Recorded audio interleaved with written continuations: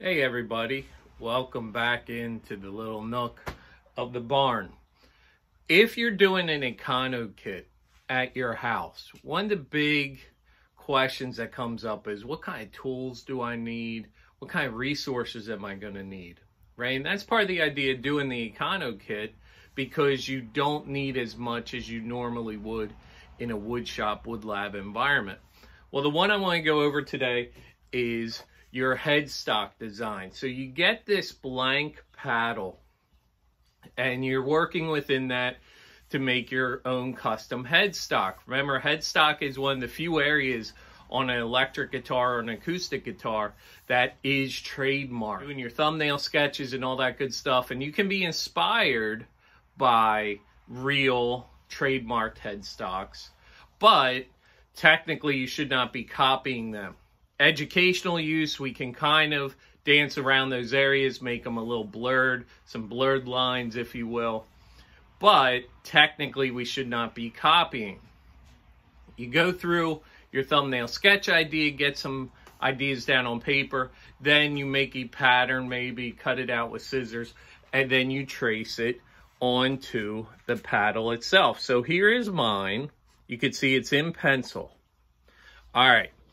Let's say I'm here, I'm at my house, I'm in an apartment, whatever, and I don't have a bandsaw. That would be your typical way to do this. Well, a lot of people who don't have bandsaws might have access to a jigsaw, a handheld scroll saw, if you will. All right. If you don't have one of these, your best bet's going to be go to a home improvement store and get a coping saw, or try and find someone that has a bandsaw or a jigsaw. Between those, we should be in business. So I'm going to demonstrate how to cut out a headstock using a jigsaw. Here we are looking at my workbench. Now you might say, wait a minute, Mr. P, you're trying to tell us how to do this. If we're doing it at home, we don't have a workbench. Okay, I'm with you.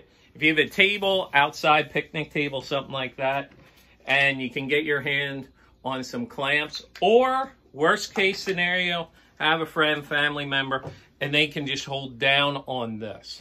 Is that ideal? No, but it could work. All right, so if I didn't have the vise here, I could use my clamps and do something like this. Make sure whenever you're clamping, not a bad idea to have something underneath here like a piece of cardboard. Make sure your jaws of your clamp are clean as well, that you don't want to be damaging your fretboard and leaving any marks. Could be even just a piece of paper towel you fold up to put on there. I'm going to use my vise because I do have it here. But one of the things I'm going to do, because of in the Econo kit, we have this fretboard that's already done, and the neck is mostly done, right? Maybe you do some light sanding on it underneath. You hit this with 150, 220. I just have some hunks of 2x3 here. They could be 2x4. They could be any kind of scrap wood. And I'm going to put that inside the jaws of the vise. Again, I don't want to damage this. The pine or cedar of your construction lumber, your scrap piece, is softer than this. That's important. If it was a harder wood, a more dense wood, it would leave marks. And now I can torque on this pretty good because, again, that wood is softer. As we're looking here at my headstock, the idea of relief cuts might be coming into your mind.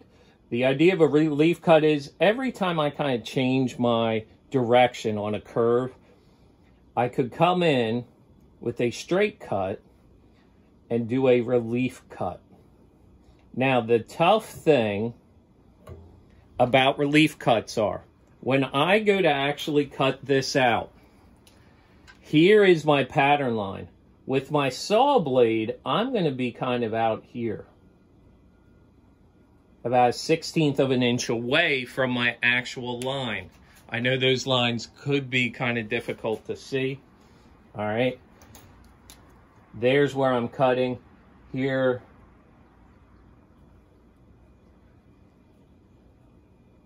there's my real line. So it gives you an idea. I'm about a 1/16 of an inch on the outside of that line. That way then I can go in and sand it by hand to get it more accurate. On my relief cut, I need to stop here, not in here. Sometimes people go too aggressive, too far in with their relief cut. Now you got this little mark, this little divot in your piece. So if you're doing relief cuts, be careful and be aware of that. Again, what was the big tip here? That I'm cutting on the outside of my line. That way I can then sand it down to my finished design.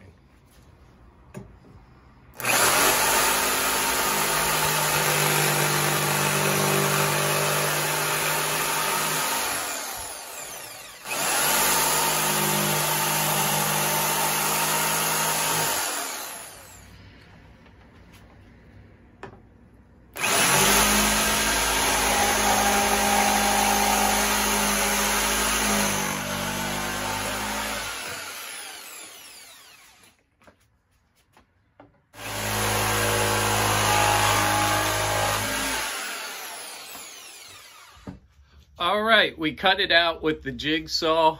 If we take a look at this, you can see my marker line of what my real one was. I darkened in, then you can see the pencil line. Not the greatest cut in the world, but that's okay. That's what sanding's for. You could take some time, go back in and try and clean it up a little bit with the saw, but you gotta be careful that you're not digging in too much or anything like that. What's my next steps here? Maybe 60 grit. Get kind of aggressive as I try and sand out some of these defects and the burns, then 100 and move my way through. When you're sanding this, here I'm with the grain, right, as I come along here. But here, I usually kind of go this way and go this way because you're at end grain there. Make sure that you don't do a lot up here or on this corner. That's kind of our no-fly zones. But you can be sanding your faces as well with 150, 220. You can probably start at. Those shouldn't be in too bad a shape. So the next step for this, doing some sanding, cleaning it up, making it look good. Welcome back. It's a new day, new haircut. Anyway, headstock. Since we last talked, definitely a lot of sanding. All right. Started with some aggressive, like a 60 grit, 80 grit. Then moved up to 100, 150, and 220. Since then, I've also started putting True Oil on this.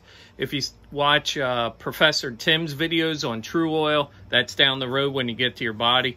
But we wanted our neck to match, so that's why I did it on this guy. But you can see my curve turned out really well, and all the burn marks and mill marks and all that stuff out. If you were painting your headstock, notice this one, the front is painted, but the edges are still left blank. So you still want to be sanding those and get them out real good. Misbelief is that primer and paint will cover scratches. No, they actually make them jump out even more. So make sure when you're finishing up your headstock, you're getting all those scratches and all of that nasty stuff out of there. And as Mr. P says, make it pretty. All right, that should be it on headstocks. Hopefully you enjoyed coming up with your own design. Headstocks really can shape the feel, the attitude of your guitar. Make sure that the idea of your headstock is matching your theme of your overall guitar, because you don't want something really jagged and aggressive up here with a nice flowing, peaceful kind of body down below. Make sure you take all that into account. Good luck with your headstock.